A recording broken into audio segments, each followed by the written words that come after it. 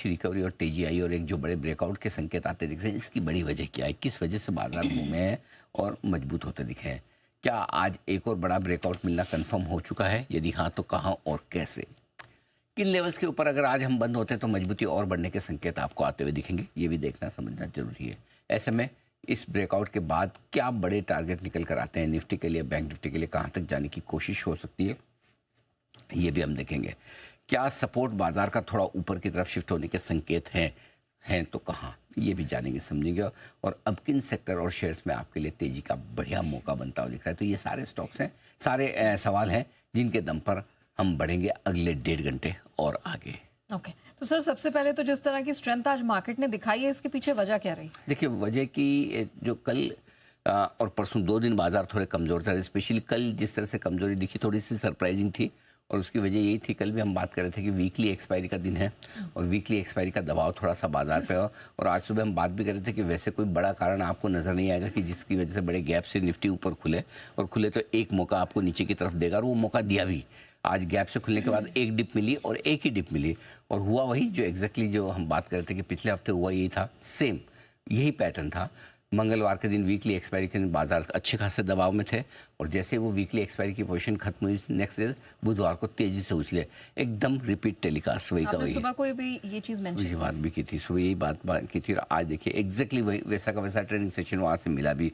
और ये सब कुछ तब मिला जबकि आपको कल एफआईज की बिकवाली के आंकड़े दिखे थे। तो पहली चीज़ तो कि कल की वीकली एक्सपायरी के बाद बाजार थोड़े से हल्के हो गए थे, गिरावट जो हुई थी उसमें, नंबर 1। नंबर 2, आईटी कंपनियों के नतीजे ने मूड सुधारा है, परसिस्टेंट के नंबर शानदार। टेक महिंद्रा भले चला ना हो स्टॉक आज, लेकिन नंबर्स खराब नहीं है, टेक महिंद्रा के नंबर्स भी अच्छे हैं। ये एक्सेल टेक भी भले कल ज़्यादा न दौड़ा हो। एक तो स्टॉक का प्राइस एक्शन अलग होता है, एक नतीजे अच्छे या खराब होना अलग बात है, स्टॉक का प्राइस एक्शन अलग बात है। सो स्टॉक के प्राइस एक्शन को हटाकर देखें तो आप एक्सेल टेक और आपको टेक महिंद्रा दोनों अच्छे नजर आएंगे।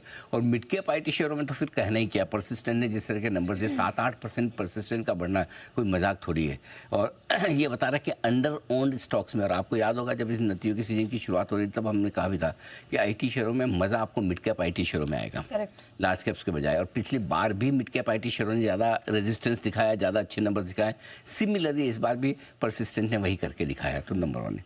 नंबर 3, 2 दिनों की बिकवाली के बाद आज स्क्रीन साफ तौर पर चिल्ला के कह रही कि एफआईज की तरफ से आंकड़े खरीदारी के आपको देखने को मिलेंगे। जिस तरह की स्टडी शुरुआत होती दिखी, देखिए 100 पॉइंट ऊपर लोकल फंड्स और ट्रेडर्स की खरीदने की हिम्मत नहीं होती। गैप से इतना ऊपर तो एफआईज ही खरीद या बेच सकते हैं। तो आज वहाँ से फिर से खरीदारी के संकेत आते दिख रहे हैं।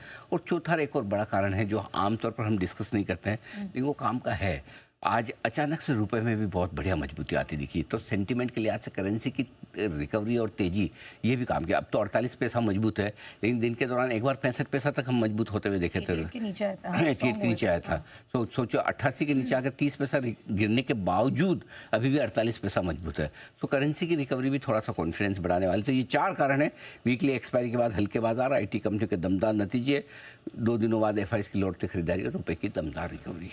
आगे के लेवल्स हम समझेंगे, लेकिन आपको बता दें कि इसको पहले ही एनालाइज करके कौन कौन से लेवल्स हैं जहां से आपको एक टर्न अराउंड सिग्नल्स मिलेंगे, वो आपके सामने आज सुबह के सत्र में ही रख दिए गए थे, जिन सपोर्ट लेवल से मार्केट घूमता दिखाई दिया है। आप भी देखें। जहाँ तक खरीदने का सवाल है, 25,000-25,100 की रेंज में आएगा तो वहाँ पर खरीदारी करने के बारे में सोचेंगे। 56,700-775 की रेंज जो रुकावट की है, वहाँ पर जाने दीजिए, देखते हैं वहाँ रुकते टिकते हैं या नहीं। उसके ऊपर ब्रेकआउट मिलेगा तब खरीदेंगे। अगर ब्रेकआउट मिला, चांस कम है, तो फिर उस हिसाब से स्टॉप लॉस शॉर्टकट ट्रिगर करके नई लॉन्ग पोजीशन बने। 25,050, 25,150 सपोर्ट जोन है, उसमें आएगा तो खरीदना है। 25,225, 25,325 रुकावट की रेंज है, इसमें कहीं न कहीं ऊपर में जहां मौका ठीक लगे वहां प्रॉफिट बुक करेंगे। सिमिलरली बैंक निफ्टी का भी हाल यही है, अभी हम 56,500 के आसपास हैं। 56,325, 56,225 के आसपास आएगा तो वहाँ खरीदना चाहिए। ऊपर में 56,625, 775 प्रॉफिट बुकिंग की रेंज है।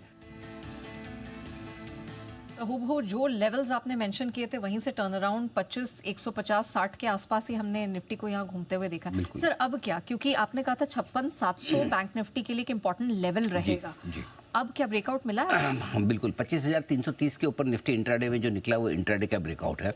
और 56,775 के ऊपर जो बैंक निफ्टी निकला है, 56,800 मान ले राउंड फिगर में, इंट्राडे ब्रेकआउट 2 आपको मिल गए, ठीक है। हुआ क्या यहाँ के पिछले 3 दिनों से 25,300 के आसपास आकर निफ्टी अटक रहा था। 3 दिनों का हाई 25,330 का था, ठीक है। और पिछले 3 दिनों से बैंक निफ्टी 56,700 56,775 की रेंज में आकर अटक रहा था, लगभग इन लेवल्स के आसपास। आज अगर इन 2 लेवल के ऊपर क्लोजिंग हो जाए 25,300 और 56,700 के ऊपर मज़ा आ जाए तो बढ़िया क्लोजिंग मानी जाएगी, और वो क्लोजिंग आपको एक ब्रेकआउट वाली क्लोजिंग और हो जाएगी। इंट्राडे के साथ साथ क्लोजिंग ब्रेकआउट भी मिल जाएगा, और तब निफ्टी के लिए जो बड़े टारगेट बनेंगे 25,400 450 तुरंत पहला छोटा टारगेट है, ठीक है। उसके बाद का टारगेट जो बनेगा 25,600 670, माफ़ कीजिए 24,670 नहीं, इसको 25,670 कर लीजिए।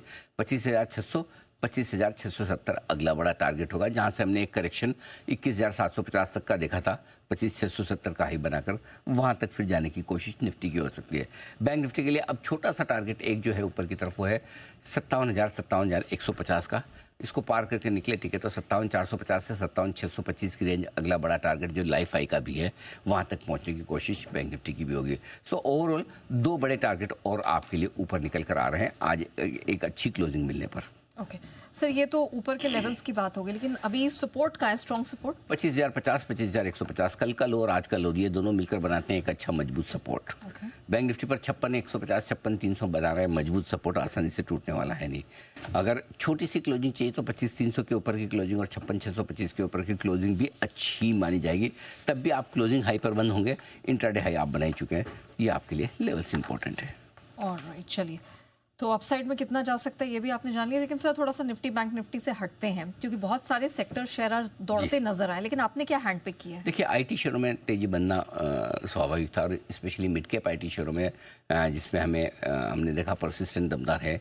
परसिस्टेंट के अलावा कोफोर्ज और एलटीआई माइंट्री जैसे शेयर जहाँ पर अच्छे नतीजों के दम पर आपको एक्शन दिख सकता है, तो पहला आज का स्टार सेक्टर आईटी हो गया। एनबीएफसी, सुबह से हम बात कर रहे थे कि आज का दिन फिर से एनबीएफसी शेयरों के नाम है। दिग्गजों में बजाज फाइनेंस, चोला श्रीराम देख लें, नीचे में मुथूट वगैरह देख लें, एल&टी फाइनेंस, आईएफएल वगैरह देख लें, अच्छी तेजी यहाँ बनती दिख रही है। सरकारी बैंक फिर से मजबूत होते हुए दिख रहे हैं। एक एक करके सरकारी बैंकों में पहले एसबीआई ने तगड़ा कमाल दिखाया, और उसके बाद अब दूसरे छोटे सरकारी बैंक भी काफ़ी एक्शन में आते दिख रहे हैं। मेटल शेयरों में अच्छी तेजी बनती हुई दिख रही है। जो ये तब हुआ जबकि मेटल्स कल गिरे हैं थोड़ा सा, चीन के बीच में टेरिफ वॉर की खबरों को लेकर। उसके बावजूद ग्लोबली मेटल शेयरों में अच्छा एक्शन होता हुआ दिख रहा है। पीएसयू स्टॉक्स बढ़िया एक्शन में आ रहे हैं धीरे धीरे करके। सरकारी कंपनियों में, चाहे वो डिफेंस के हो, सरकारी बैंक हो, इनमें फिर से तेजी लौटती दिख। ऑयल एंड गैस कंपनियां जो सरकारी स्पेस की हैं, वहाँ पर अच्छी तेजी होती दिख रही है। तो ये सारे के सारे स्टॉक्स हैं जो बढ़िया एक्शन में आपको दिख रहे हैं। ऑलराइट, आइए अब बढ़ते हैं स्टॉक इन एक्शन की तरफ।